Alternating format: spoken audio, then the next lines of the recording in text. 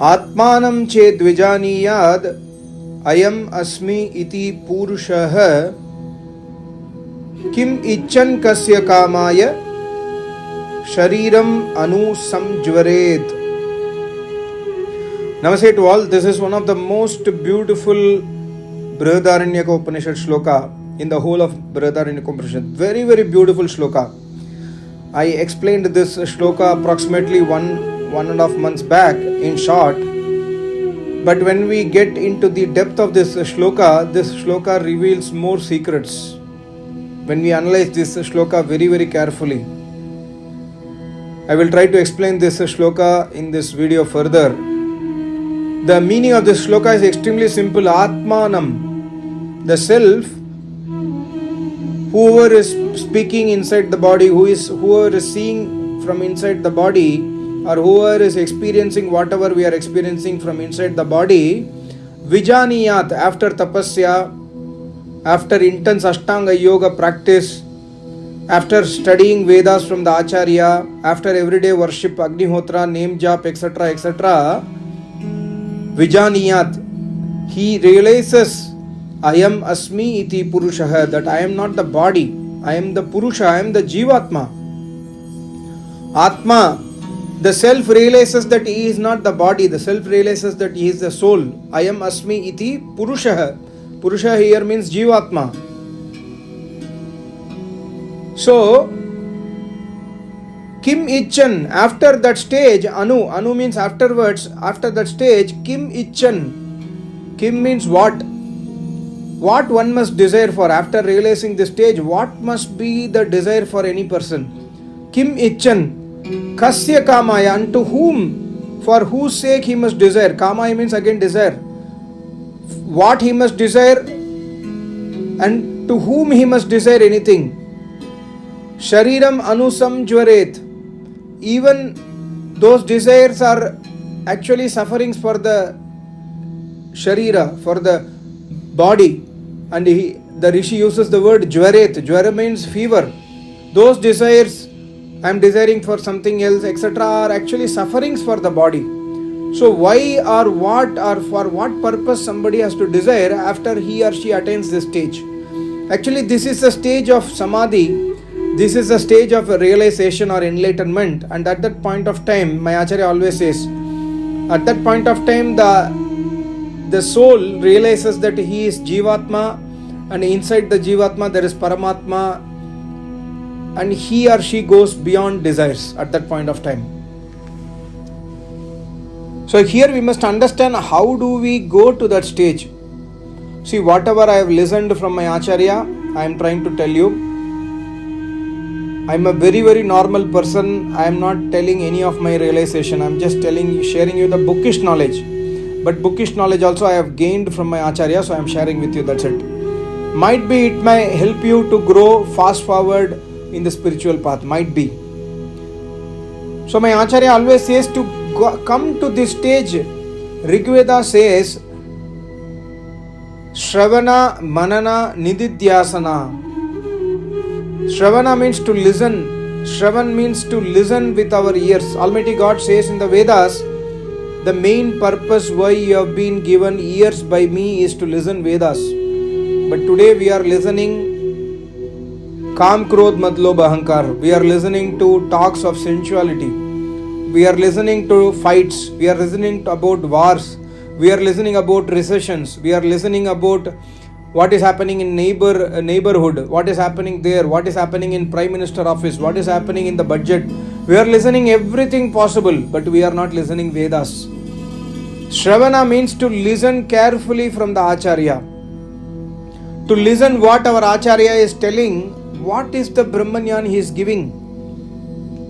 To listen extremely carefully with utmost faith and Shraddha from Acharya is Shravana. Listening the truth is Shravana. Listening the falsehood is not Shravana. Listening about the worldly articles, materialistic articles is not Shravan. Shravan means to listen the truth from the mouth of the Acharya, not from the mouth of normal human beings like me. You are not doing Shravana now. You are listening a bookish knowledge from a normal human being.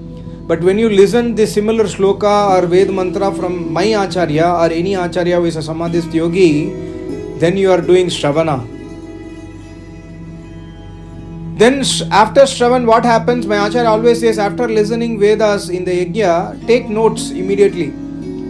While listening only, try to write down some key points. And after that, when the Yajna is over, Acharya is back to his room. Try to sit alone in a corner. Try to understand deeply whatever Acharya has spoken. But he has spoken something which is very, very fundamental. He has spoken something which is Brahma Vidya. So my Acharya says, after Shravana you must do Manana, Manan Chintan. You must listen, you must deeply ponder upon to reflect what is the knowledge given by my Acharya today. Or you can discuss with, other Sishyas, whoever is Jigyasu. If somebody has listened from Acharya, you can discuss the truth amongst yourself.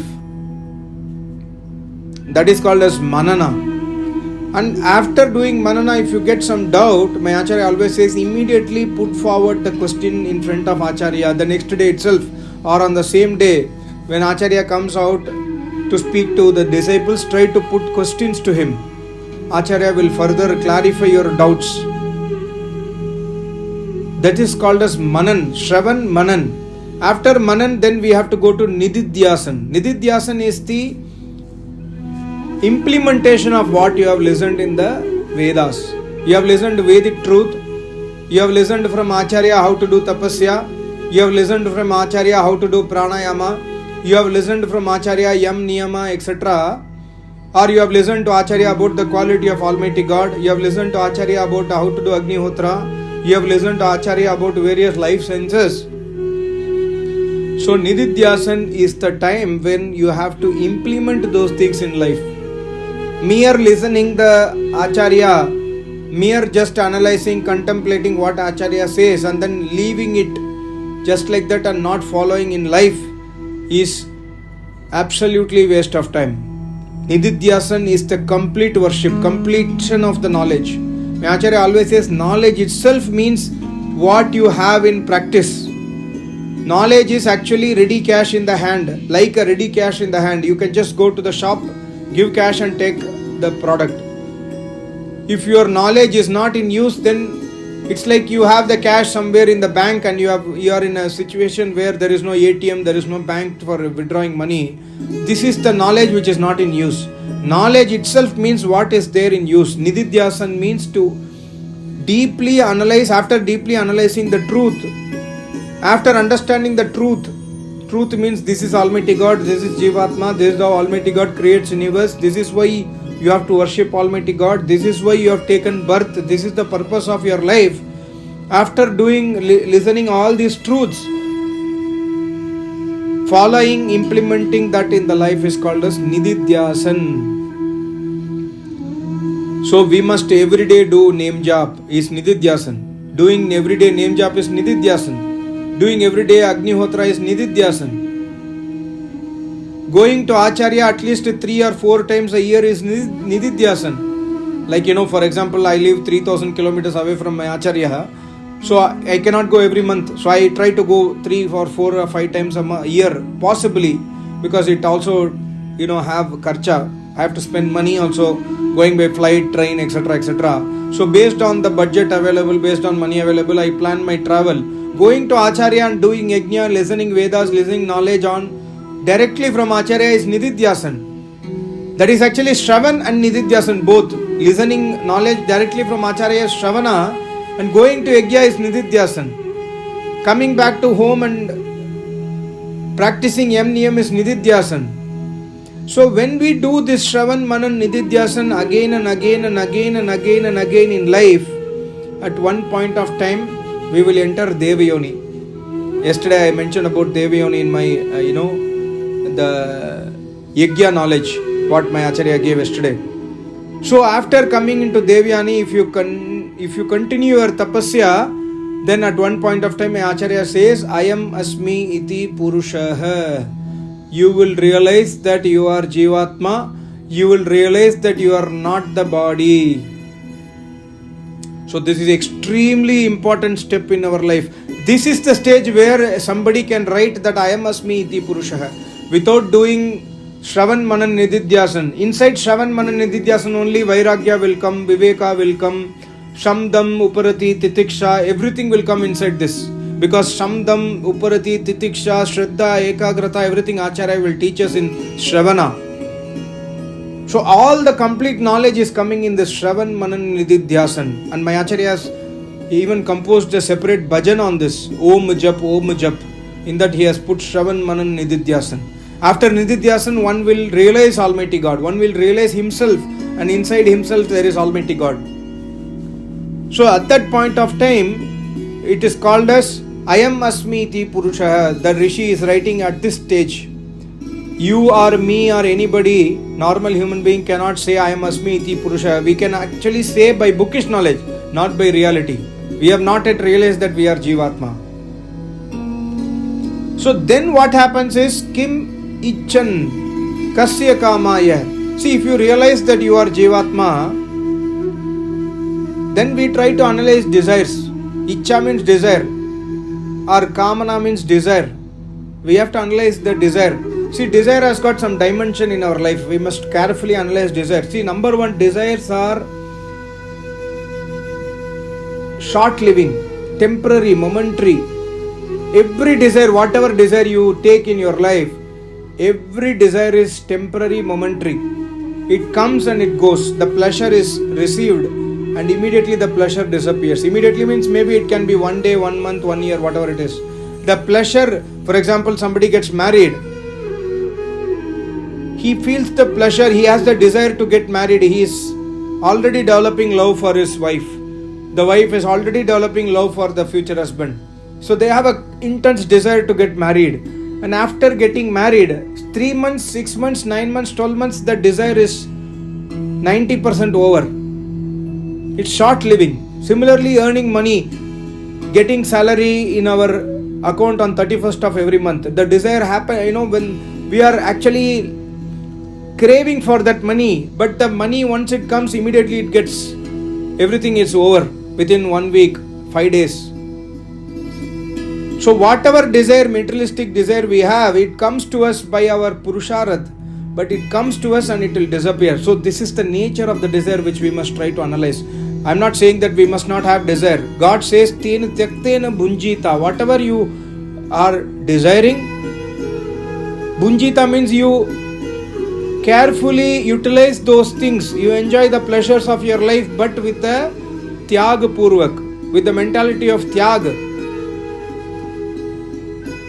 So this is the nature of desire. One of the aspect of the desires, when it gets fulfilled, it gives you temporary satisfaction. But when it gets fulfilled, it will give you anger. And for achieving whatever we are desiring, we must do extreme hard work. We must do extreme hard work, and end of the day, like example, you want to earn $1 million. You have to do extreme hard work. But after achieving $1 million, what will happen is you will not be satisfied. You will further want another $1 million. After achieving $10 million, you further want $100 million. You are never satisfied with whatever you are desiring. Whatever desired object is achieved, you are not satisfied. In spite of putting so much of efforts, you are investing your time on that desire. You achieve that desire. After that, what happens? You want more. So desire is not giving you satisfaction. Desire is momentary, number one, and desire is not getting satisfaction. And desire leads to suffering also. We have to suffer a lot for achieving our desire, number one.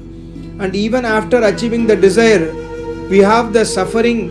Many people, like example, you want to become a Mukesh Ambani or a Elon Musk, or even let's take Mukesh Ambani, Elon Musk. They have a fear of losing their position. Modi might have a fear of losing his prime ministership.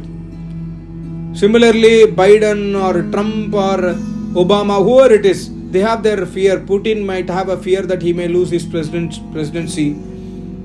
Or he might have a fear that somebody will come and attack me. So this kind of fear always there in the desire. Can we be desireless? Not possible, but we have to have desire in limited sense. And we must dedicate all our pleasures to Almighty God. That means we must accept whatever God gives. That will come only with the Shravan Manan Nididhyasan. See the link here. Kasya kamaya kim ichan. Kasya kamaya kim ichan. What for I should desire, and what is there to desire in life other than desiring that I should know who am I, other than desiring who is that Almighty God. That is a spiritual desire. This is all materialistic desire. Other things what I told is materialistic desire. Then kasya kamaya, most important. See, for whom you are desiring for your body. You want money, you want wealth, you want property, you want possession, you want power, you want number one position. Everything you are desiring for whom? For not for you, for your body. And this body is not yours. You have realized that, at least with reference to this shloka, we have realized that the body is not ours. We are not the body. So, and also we realize after coming to this stage, my Acharya always says, after coming to this stage, the yogi realizes that, like I mentioned in Brihadaaranyak Upanishad, the previous shloka, the yogi understands that everybody is a jivatma.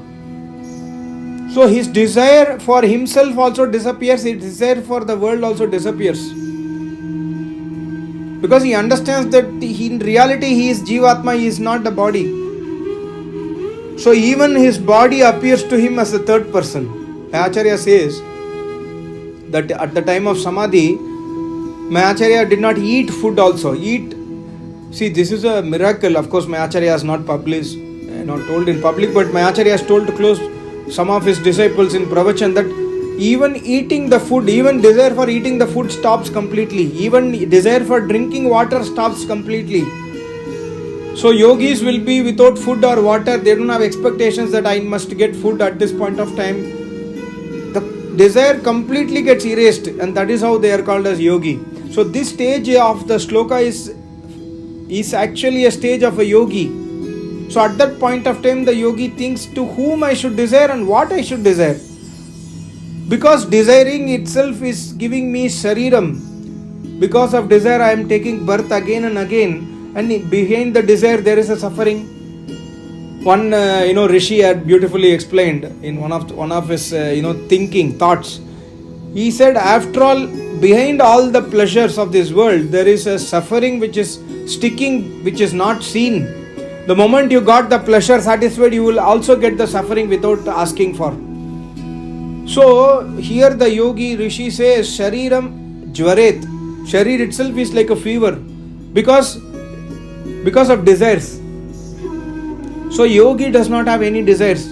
But can we be without desire? No, we cannot be. But we must understand the philosophy of desire. We must understand that whatever comes does not come free of cost. It comes along with sufferings. It comes along with a lot of time in investment in that. It comes along with, fear. It comes along with misery. And finally, it comes along with the fact that it will not be yours. It will be momentary. The desire, when it gets satisfied also, it is momentary. Maybe for one lifetime. Maybe for 1 year. To be honest, like example, I am in a very top position in a company. Like I had a desire, I must come to the top. But the moment you got to the top position, I'm speaking from my experience. There is nothing there. Okay, some extra money I get, that's it. But the reality is that money also does not give really a happiness. Money gives happiness up to a certain extent. Understand the nature of money. If you give a beggar 1 crore rupees, he is extremely happy. You give 1 crore rupees to Mukesh Ambani, he does not care. So money has a limitation. I'm just taking 1 crore. Maybe it is 10,000. So if your monthly salary is 30,000, if you get 10,000 increment, it's extremely good increment for you. But if your monthly salary is 3 lakh rupees, 10,000 is nothing for you, right? So money comparison, you see, money also has got this kind of limitations. So you have position, I go to the top position, then also no satisfaction. So behind the desires there are misery, momentariness, there is a vacuumness, there is a suffering, there is a sadness, there is an investment of time. And when I work so much for my materialistic desires, I lose contact with my family. My daughter, my son, my wife does not know who am I in reality. I don't spend time with them. They are also unhappy in the house. And when I do tapasya also, they are unhappy. For example, which is a better trade? Do tapasya. Tapasya is probably a better trade. So The full shloka is based on this concept that a yogi, at the end of the day, yogi is giving an advice that shariram jvaret, sharir itself is a suffering because of my desires. So it's good that I have come to the stage that I am asmi iti purushaha. So here the message is given by yogi that you must also do like this. It is a message for all of us, including me. I am just trying to explain to you. By explaining to you, I am also getting input. I have not prepared any notes when I speak. But when I speak, it's just coming out of my, like I had thought about this shloka. So it is also helping me that what should I desire for tomorrow? I should not desire for more position. I should desire for Almighty God. I should desire for more, maybe doing more name jap. Maybe doing more, 3 times more Gayatri mantra. Maybe focusing more on the meaning of Gayatri mantra. Maybe giving some extra time to my family so that I can try to pass on my knowledge to them. So we must carefully analyze our mind and then carefully understand that this is the limit of the desire. This is the limitations of the desire, not limit. It's a limitation of the desire. Desires are limitless, but there is a limitation for the limitless desire. Please understand that. So, Shariram Anuswam Jvaret, most beautiful shloka. Extremely beautiful. It is summarizing, I think this shloka is summarizing so many shlokas of Bhagavad Gita. It is summarizing so many shlokas of Isha Upanishad. It is summarizing so many Veda mantras, secrets. But it's not possible for us to understand unless we listen this kind of knowledge from Acharya. My Acharya has not explained this shloka in particular, but my Acharya has explained all that what I have told you. Shravana, Manana, Nididhyasan, desire, Sharir is dukh. We must understand that Sharir has limitations. Sensual pleasures have so limitations. So you must desire for Almighty God. And desire for Almighty God also means you must thoroughly work for it. Like, some investment backer, they work 100 hours. They work 100 hours a week. Our office timing is 8-9 hours, right? That means 9, 6 or 54 hours we work. They work 18 into 6, 100 hours a week. If you put 100 hours a week to Almighty God, you will probably get moksha. But of course, we should not put 100 hours a week for Almighty God, because if you are in Grihastha Ashrama, you must give more priority to Grihastha also. If you are Vanaprasthi Sannyasi, yes, you may even give more than 100 hours. If you are a Brahmachari Grihasthi, you must give time to other things also. So we must carefully note down what is that I must desire, which are my desires which are taking me towards dukh, which are my desires which are taking me towards my Acharya and Ishwar. So this shloka is extremely beautiful. I don't know if I try to convey whatever was there in my mind. I just close my eyes and I talk to you. Thank you so much. Namaste. Om.